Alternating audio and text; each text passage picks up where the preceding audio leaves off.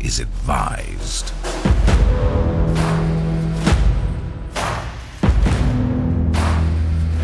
This is 10-Minute Murder.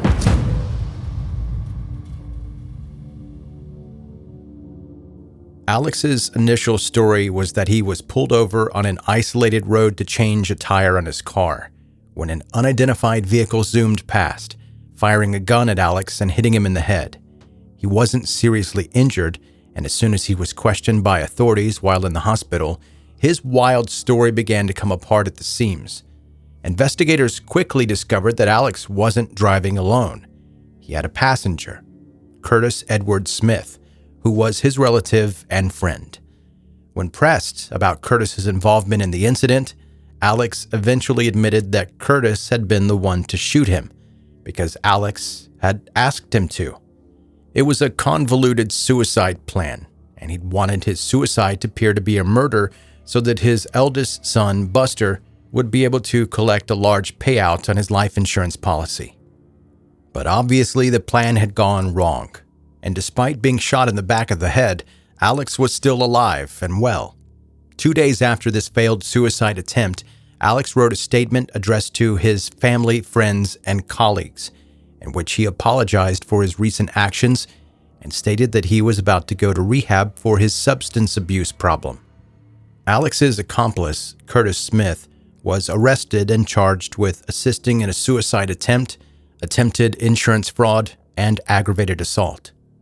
Curtis argued that, despite initially agreeing to the plan, he had not meant to shoot Alex.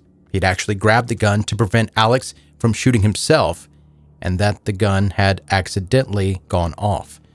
There was no version of events that truly made sense, but to police, this story in particular seemed very unlikely. On the 16th of September 2021, Alex Murdaugh willingly turned himself in. He was charged with 3 felonies: filing a false police report, insurance fraud, and conspiracy to commit insurance fraud.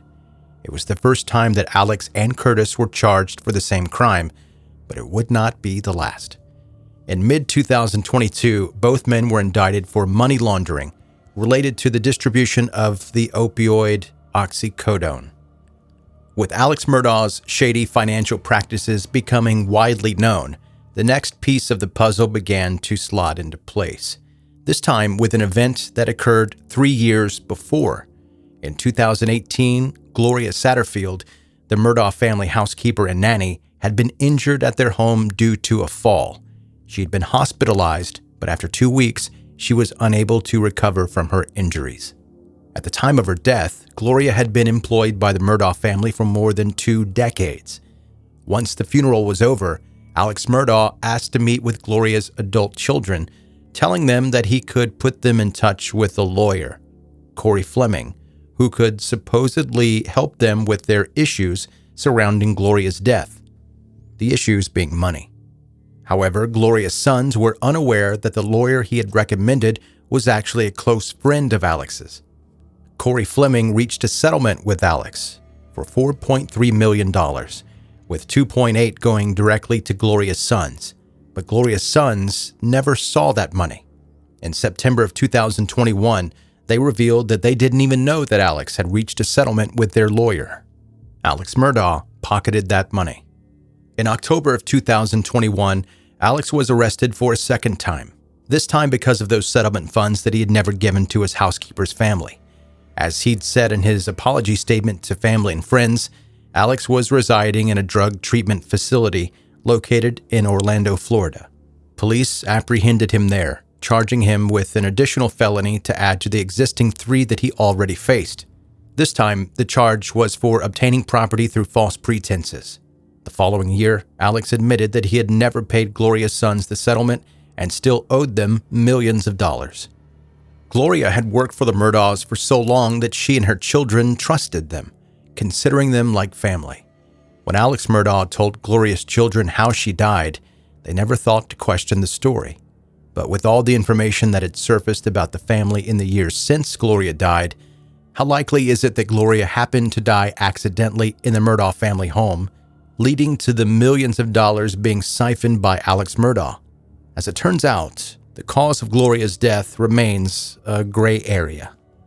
This was Alex Murdaugh's story. Gloria had not been looking where she was going, causing her to be tripped by one of the family dogs. She had fallen down the steps out of the front of the house, leading to her severe injuries. But on Gloria's death certificate, the cause of death given is natural causes, which in medical terms means caused by a disease or not directly influenced by external forces. If a person dies because of a fall, their cause of death is trauma. The fall, and whatever object their body hits, is an external force. Gloria also never had an autopsy performed. In fact, the coroner was never even notified that she had died. In mid-2022, South Carolina law enforcement announced that they were starting the process of exhuming Gloria's remains so that the cause of her death could be investigated further. There is another family secret that began to surface during the investigation, although this one was only partially hidden. Paul Murdaugh's boat crash. When police first arrived at the scene of Maggie and Paul's murders, Alex Murdaugh had been strangely very upfront with them, blaming the shooting on whoever was supposedly sending Paul threats after the boat crash took place. Partially, he was telling the truth. His son Paul had been at fault in a boating incident that led to the death of an innocent passenger. The rest of the story, however, did not quite line up.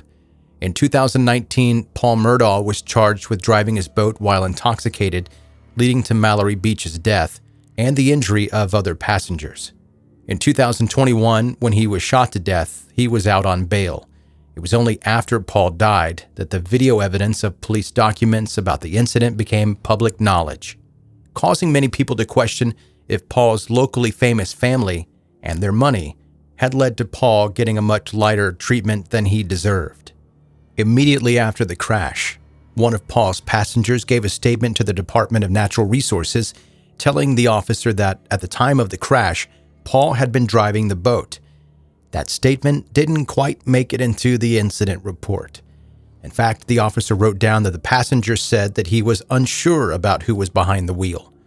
The charges against Paul Murdaugh were both felonies: boating under the influence causing great bodily injury and boating under the influence causing death. Following Mallory's death, a lawsuit was filed against several people thought to be liable in the crash. One of those people was Alex Murdaugh. At the time Paul was shot dead, he wasn't being threatened in relation to the crash, but his father was. Alex was being pressured by the Mallory family lawyer, who was demanding that he release certain details about his finances. Only 3 days after Paul's death, the hearing was set to begin. This information gave investigators their best theory as to Alex's motive for killing 2 of his family members in cold blood, trying to gain sympathy in the public eye and provide a distraction from the financial crimes that he was barely able to hide. Alex might have been a renowned lawyer for much of his adult life, but he was not a good liar.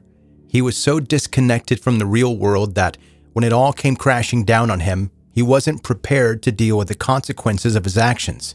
And now he was facing murder charges, in addition to several other felonies. He was indicted for the murders of Paul and Maggie in July of 2022, more than a year later.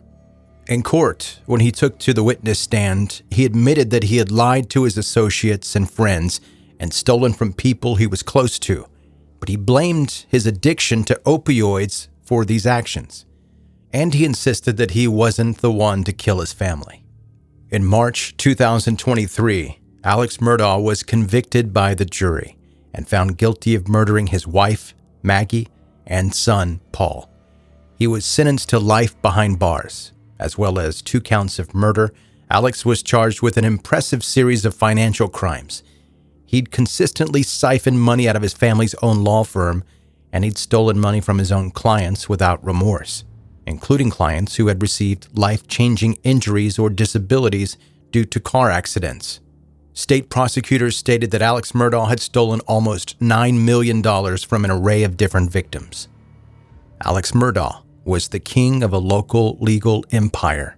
From the day he was born, he was guaranteed success. But nothing was ever enough for him. Not enough painkillers, not enough money, not enough power. He was so desperate for his crimes to remain undiscovered that he murdered half his family, leaving his only remaining son effectively an orphan. Alex spent his life getting away with whatever he wanted, but in the end, he took it one step too far, and the Murdaugh castle came crashing down around him.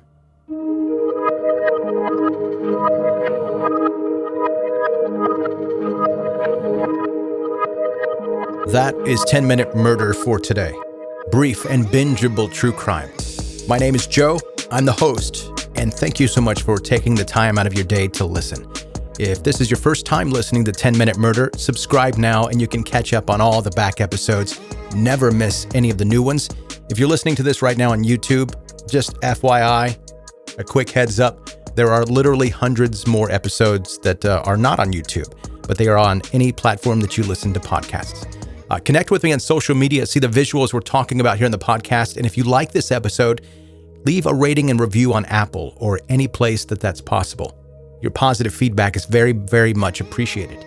And quickly, before we scoot out of here, an email question to me, joe@10minutemurder.com is my email address. Hey, Joe, love your podcast and your quirky sense of humor. My question is, will you ever recover stories that you've already done episodes on in the past? That's to say, just do another episode on someone that you've done an episode on years ago. Gina in Denver, Colorado. Yes, Gina. And thanks for the email. Yes, I think I will eventually do that. I've done episodes on John Wayne Gacy and the Manson family, but those are longer episodes. So I'll probably start with the ones like that. Just make shorter versions. Essentially, it'll be the same information because that doesn't really change. But tell the story in a different, shorter way. Make it more of a true 10-minute murder episode. Thank you for your email, and that is it. That is today's episode. Thank you so much for listening.